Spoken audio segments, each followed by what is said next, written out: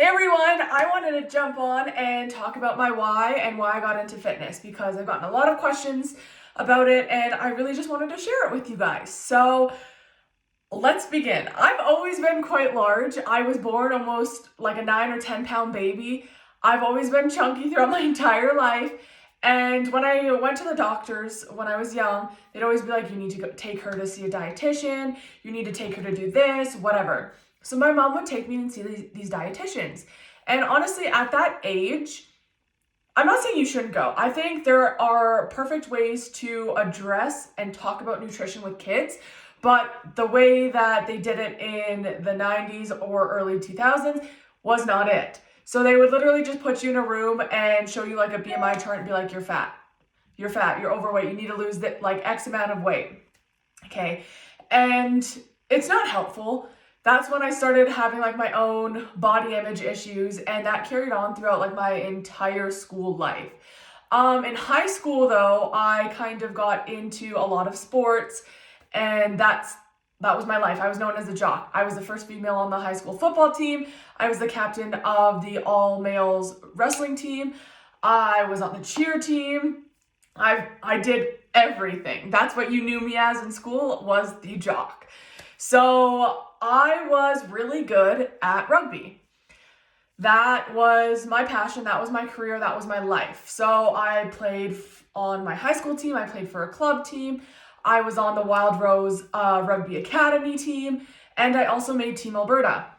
So in my senior year, I started meeting with scholarship reps, and they met with my mom, my dad, we all met together to see kind of what school was best for us. And I actually got a lot of scholarship offers for rugby and one for wrestling.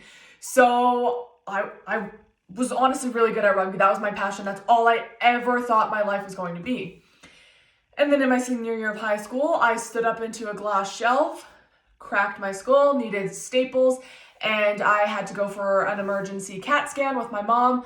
And let me tell you, at the age of 17, sitting in a room with, I believe he was like a neurosurgeon or something, like some sort of like brain doctor, and they show you like what a normal brain is supposed to look like, and then they show you what your brain looks like.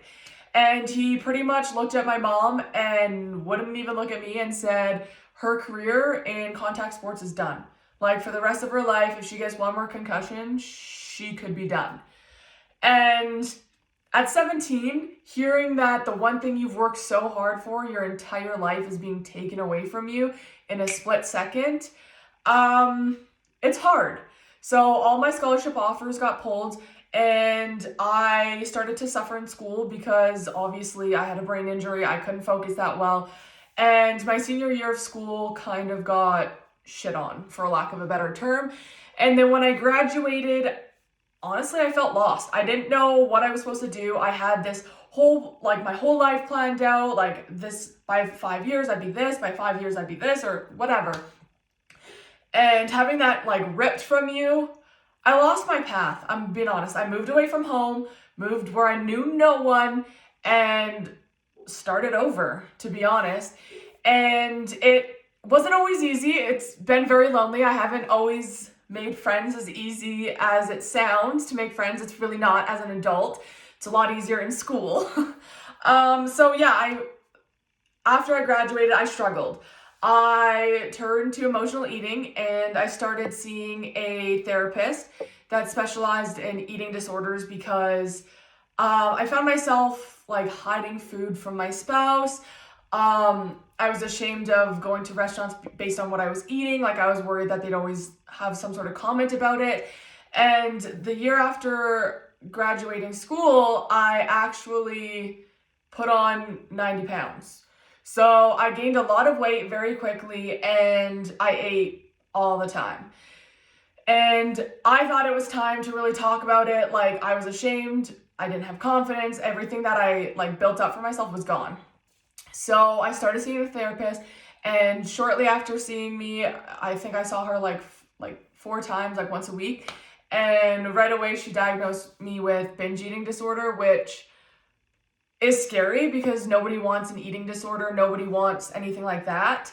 But it's not the first time where I've struggled with food or my weight. like I had mentioned, I was in wrestling and it was all about weight classes. So the way wrestling works in high school is there's specific weight classes, but the heavier you go. So for the women, it was 90 kilograms to as heavy as they go. So I was wrestling at about 215 at the time. That's what I weighed. And I was wrestling women who were 400 pounds. And I was scared. I'm not even like, I was terrified to wrestle them. So I thought my best option would have been to lose weight. So being the stupid high school kid I was, I do like the starvation thing. Oh, I can only eat like one cracker. As long as I do this, I'm gonna be okay. And just stupid shit, and I ended up giving myself stomach ulcers.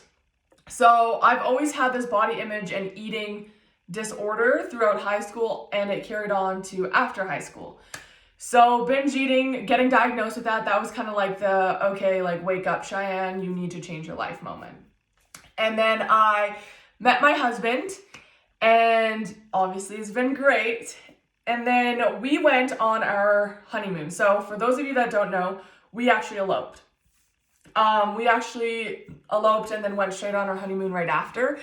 And for those of you that don't know, I was my absolute heaviest on the day of my wedding day. I don't know why I thought it was a great idea to weigh myself on my wedding day. Like, that doesn't even sound smart thinking about it now, but it did at the time. And yeah, I was the heaviest I ever was on my wedding day. And that wasn't the changing point though. What really opened my eyes is when we jumped on that plane and we were going to our honeymoon. I didn't fit in the airplane seat. And I don't know, that was my like, Cheyenne, something's gotta give. I had to like move the center console thing up so I could take half of Michael's seat just so I could sit. And yeah, I'm not gonna lie, I cried. I didn't feel great. It really opened up my eyes. So in January, when we got back from our honeymoon in 2019, that's when I started to lose weight or think about losing weight and getting healthier. The first year, I only lost 20 pounds. And I say that like I only lost because at the time, I felt discouraged. I felt like I should have lost more by then. I don't understand why I'm not losing anything. And that's kind of where I sat. So the first year I was 283. I went down to about 262. And then the final year here that we just completed, I ended up losing 60 pounds. So my biggest thing was what changed when I started in January of 2019. I was very scale focused. I wanted to lose weight. It wasn't for health. It was for a smaller body. And I only lost 20 pounds that year. But we started trying for a baby, and that's when I really started to focus in on my health. And I had more of a goal than just a scale number. So I started focusing on my nutrition. I started focusing on like if I'm lacking vitamins. I got a bunch of tests done. I wanted to make sure I was in the best shape of my life to get pregnant. If not for me, for the baby and the pregnancy. Like I wanted to make sure I had a healthy pregnancy. And switching from a weight number or a scale number or shrinking my body to like a health factor and my why, that's when it changed for me. So I'm always going to tell you, you need to find your why. And I don't want to hear weight loss. Sure, it could be like, I want to lose weight in the future, but why? What will that bring to your life? What would that take away from your life? Why would that make you happy? And that's what you need to focus on, is that. And that's what changed for me in my second year, where I went to lose 60 pounds opposed to the 20. And then the final thing that really got me into fitness and nutrition is I was having a bunch of stomach issues. I couldn't figure out what it was. So I took everything out of my diet. I would literally add one thing at a time. So I would add dairy back, see how that felt. I would add red meat back, see how that felt. And like do it based on that.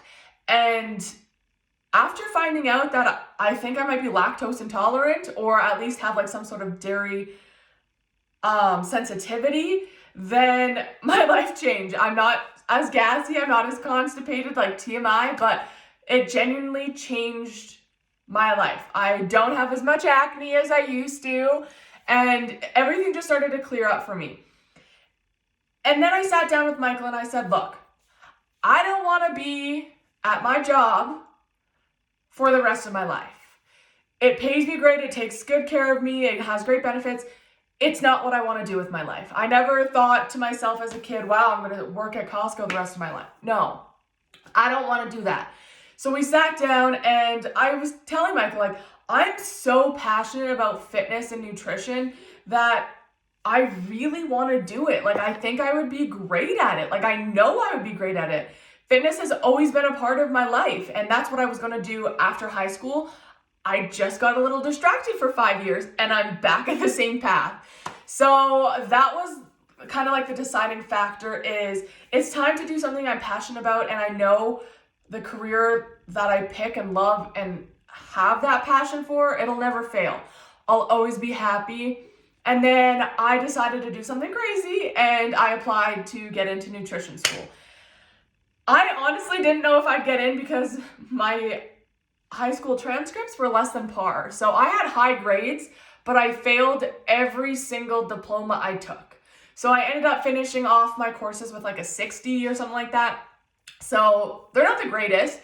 And I wasn't sure if they would accept me. Then I got my acceptance letter and it started to feel real to me. And that's when I was starting to get excited and I knew like how happy I was, how I started reading the book already, that this was what I was supposed to do.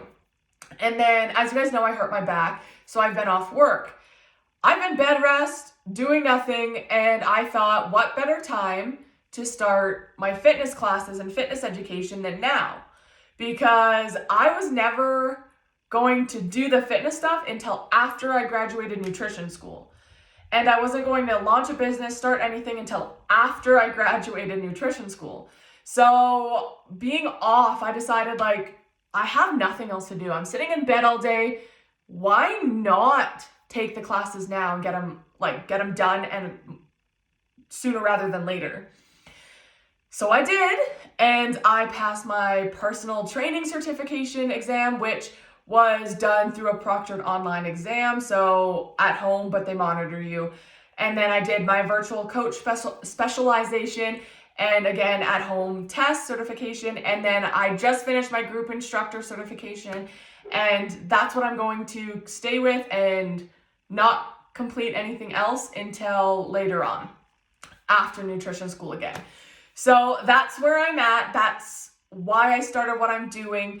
And I'm so excited to add nutrition to my offers next summer because I genuinely believe nutrition can change your life and how you feel more than fitness can, because I've seen that firsthand. I felt that like it can clear your acne, it can fix your help with hormones, and I'm really excited to start nutrition school, and I'm finally feeling good. I found a path that I want to pursue and a path that I really hope I can make a full-time gig and really start my life, because I finally found my career.